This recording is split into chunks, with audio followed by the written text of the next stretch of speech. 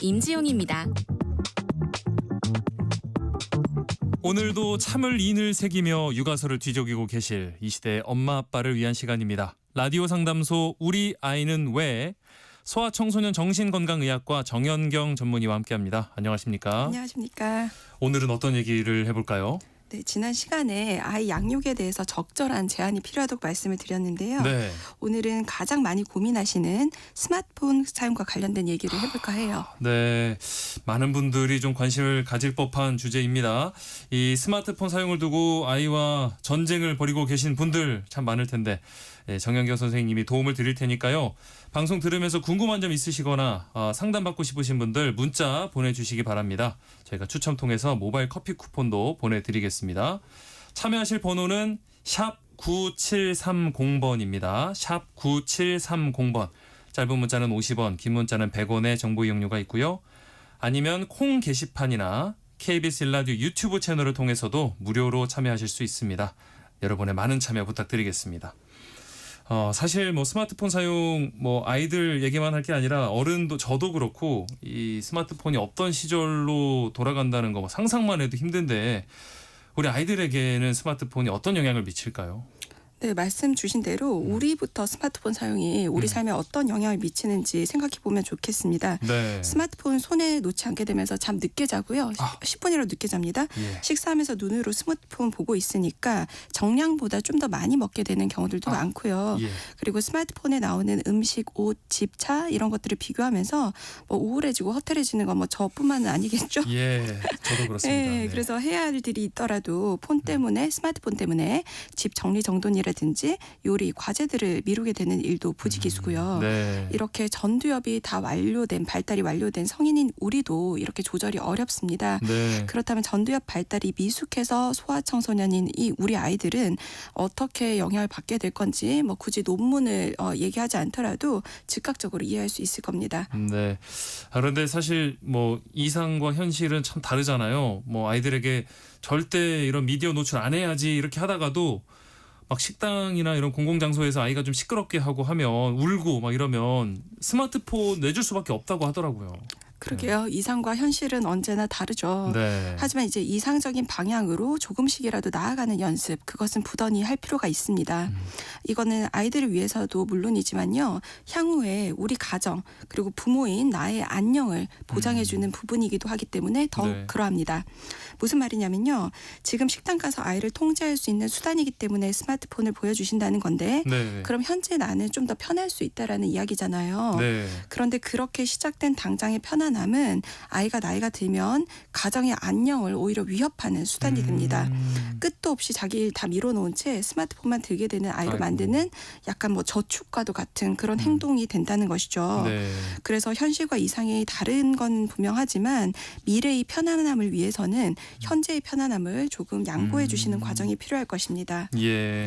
우선 저도 아이를 둘을 키워본 입장에서 가혹한 말씀임은 알겠습니다. 그래서 좀 조심스럽습니다만 네. 우선 아이들 영유아기 때는 편히 외식하겠다는 마음을 비워두시는 게 좋을 것 같아요. 아이고. 일단 네. 가정 내에서부터 스마트폰 없이 식사하는 습관을 들여주신 후에 외식 공간으로 식사 공간을 확장시켜 주시는 것이 좋겠고 외식을 하게 된다면 그날 외식비는 다 날릴 수 있다라는 각오로 나가주시는 마음이 좀 필요할 것 같습니다. 예.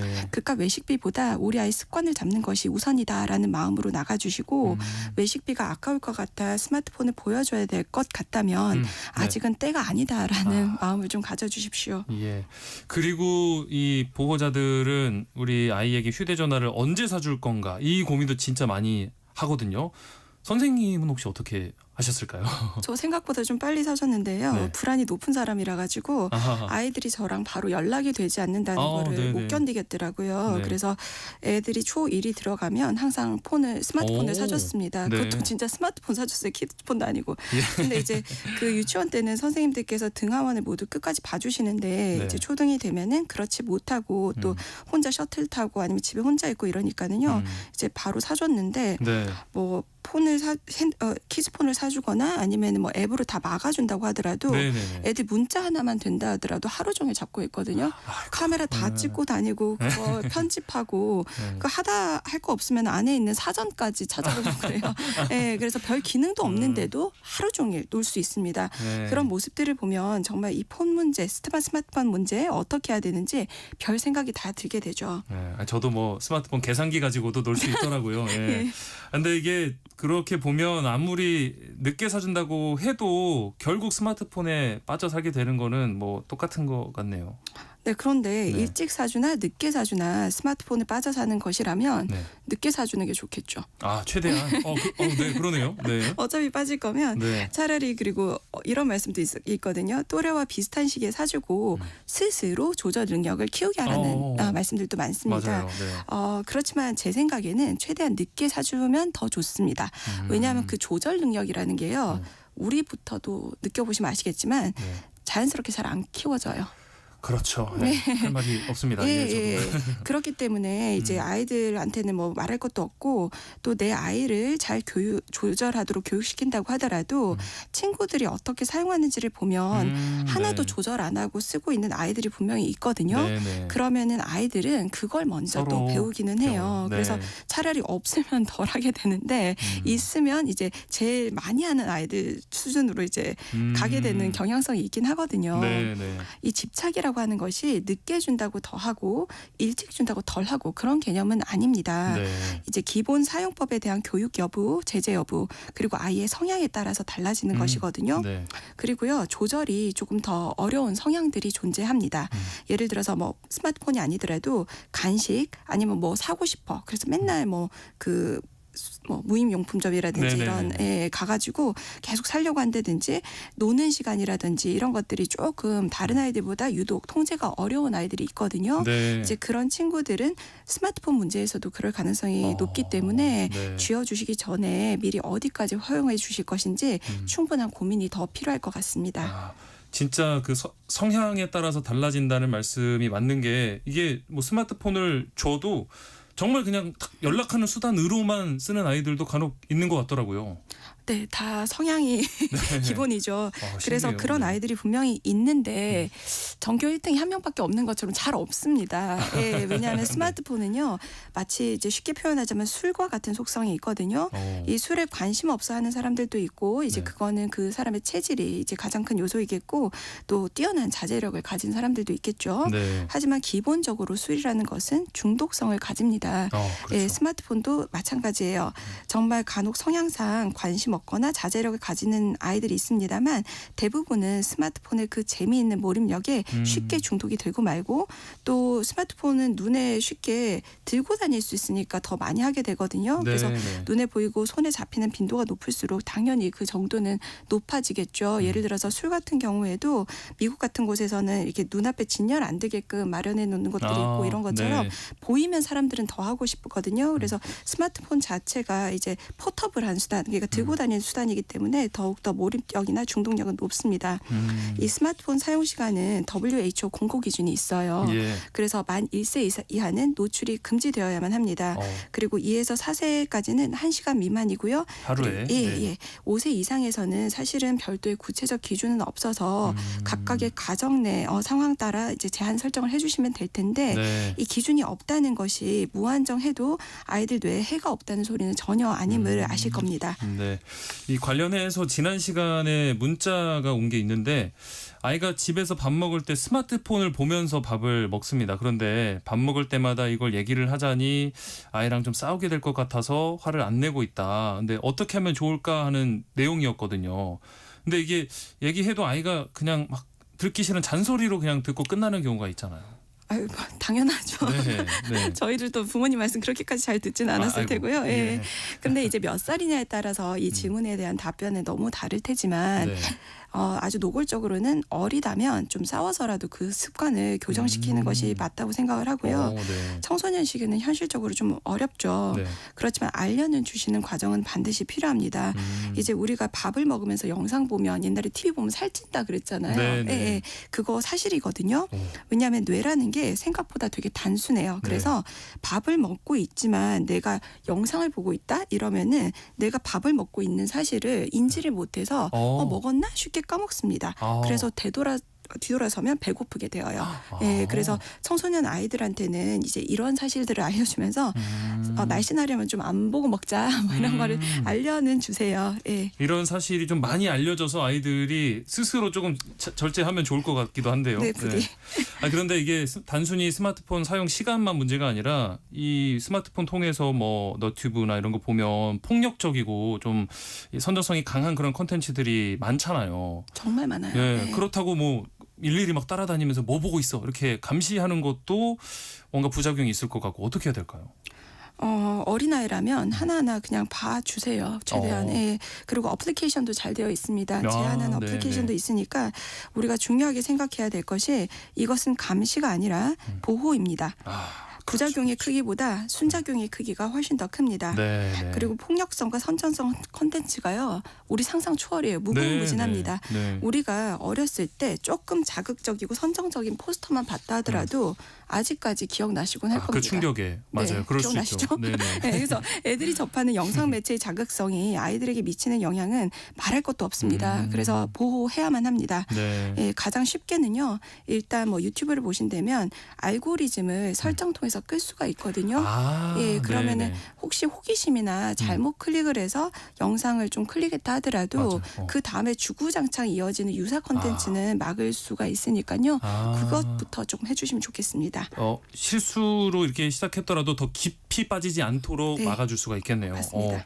그리고 또 약간 걱정되는 게 SNS 활동이거든요. 이제 뭐 어른들도 사실 SNS 이렇게 보면서 서로 비교하고 상대적인 박탈감 느끼고 막 우울해지고 하는데 아이들에게는 더 부정적인 영향이 크지 않을까 싶어요. 네, 이 비교에 대한 박탈감도 박탈감인데요. 또 하나 또 주목해야 되는 것이 그 SNS에서 주고받는 메시지, 다이렉트 메시지, DM 이라는 것도 상당히 문제입니다. 요즘 청소년들은요. 문자만 안 쓰고 막 카톡 쓰고 이런 게 아니고요. 카톡도 안 쓰고 다 DM으로 연락을 주고받곤 합니다. 예, 그런데 부모인 세대들은 DM에 익숙하지가 않거든요. 예, 저도 그렇고요. 그러다 보니까 아이들이 여기서 어떻게 소통을 하는지 좀 알기가 어렵습니다. 근데 이제 DM 같은 경우에는 계정이라는 것을 쉽게 새로 파고 만들고 할 수가 있기 때문에 문제가 생겼을 때 우리가 파악하기가 조금 더 더뎌질 수가 있고요. 또 아이들은 우리보다 더 이제 팔로우를 끊었다 뭐 했다 이런 사실만으로도 훨씬 더 감정의 진폭이 커지거든요. 그래서 거기에 몰입되는 시간들이 더 많아져요. 이 SNS 같은 경우에도 알고리즘이 존재하기 때문에 봤던 콘텐츠와 유사 콘텐츠가 끊임없이 올라가다 보니까 좀 잘 나가는 친구들의 계정이 계속해서 또 올라오기도 해서 박탈감이 훨씬 더 크게 느껴지기도 하거든요. 그래서 아이들에게 이러한 알고리즘의 특성 그리고 그것에 따른 확증 편향성에 대해서 꼭 교육이 필요합니다.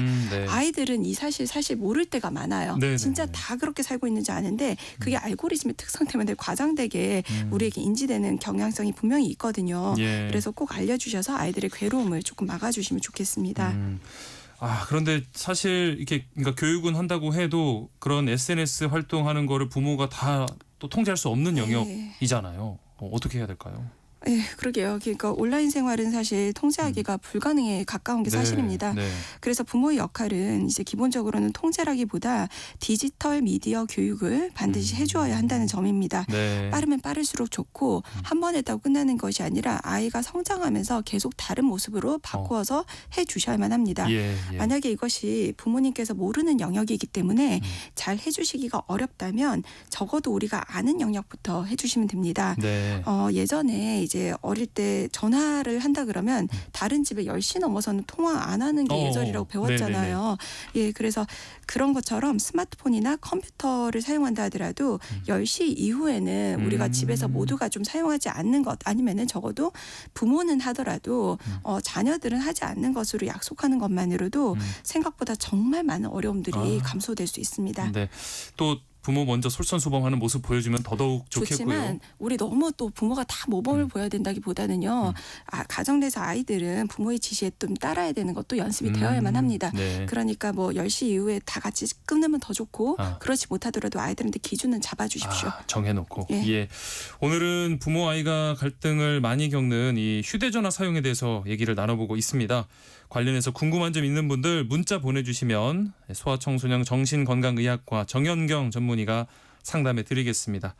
자, 그러면 문자 더 받아보는 동안 노래 듣고 오겠습니다. 예나의 스마트폰입니다. 예나의 스마트폰 듣고 왔습니다. 그 사이 또 문자들이 많이 들어왔는데 4207님 문자부터 살펴볼게요. 딸 손녀 이야기인데 4살이고요.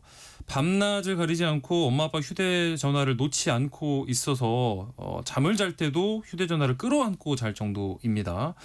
뭐 뺏어도 받지만 막 신경질적으로 변하고 특히 잠을 자지 않고 칭얼대서 이 휴대폰을 주면 그때서야 편하게 잠든다고 하는데 어떻게 하면 될지 물어보셨어요. 네, 여기 한국 나이로 4살이라고 한다면 네. 아니면 만 나이로면 더욱더 그렇고요.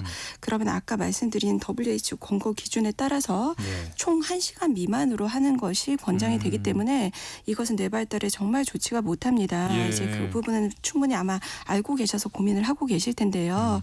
특히 이렇게 뭐 뺐을 때 너무 신경질적으로 변하고 수면 시간을 박탈할 정도가 된다면 네. 반드시 이제 아예 없애주어야만 하는데요. 그 네. 과정이 어렵겠지만 우리가 뭐 아이가 뭐 술을 좋아한다고 해서 그걸 주구장창 애가 좋아하니까 주지 않을 것처럼 네. 이 문제에 대해서도 조금 더 엄중하게 생각해 주시면 좋을 것 같고요. 예. 또 하나는 아이가 이게 없으면 끌어안고 자고 막 이런 데고 하는데 그렇다면 약간 그 애착 대상으로 네네네. 좀 생각하는 부분들이 있어서 이 부분에 대해서는 단순한 폰 문제가 아니라 아이의 정서 상태 전반에 대해서 한번 점검을 받아보시는 것이 좋겠습니다. 네.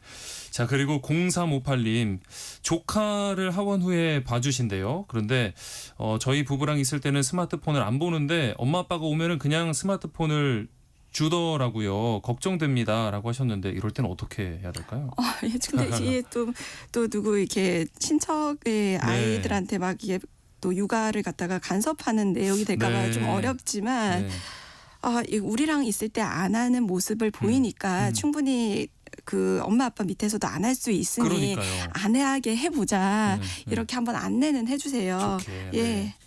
자, 그리고 장민진님 8세 여자 아이에게 언제 휴대전화 주는 게 좋을까요? 아이가 교문 나와서 뭐 학원차 타기까지 혹은 학교 후에 행방이 걱정이 돼요 하는데 많은 분들 이런 걱정하실 거거든요. 네. 네, 이거 답변이 뭐 정확한 뭐 기준이 있는 건 아니지만 네. 진짜 행방이 조금 걱정 많이 되잖아요. 요즘 네. 시국에. 그래서 네. 그런 경우에는 이렇게 애들폰 같은 경우에는 그 위치 추적 같은 건 다 되어 있으면서 네. 우리가 걱정하는 이런 SNS 접근 이런 것들은 좀 막을 수 있는 기능들이 많으니까요. 네. 한번 사 주시고 나서 미리 그걸로 어떻게 이용하는지 부모님들이 시뮬레이션 해본 후에 아이한테 제공해 주시는 것이 좋겠습니다. 네. 또 아이의 성향에 따라서 알아서 잘 절제를 할 수도 있으니까 일단 한번 줘보고 상황을 보시는 것도 주기 전에 괜찮지 않을까요? 먼저 어떤지 한번 시뮬레이션을 돌려주십시오. 예. 알겠습니다. 라디오 상담소 우리 아이는 왜 오늘은 여기서 마치겠습니다. 지금까지 소아청소년 정신건강의학과 정연경 전문의와 함께했습니다. 고맙습니다. 감사합니다.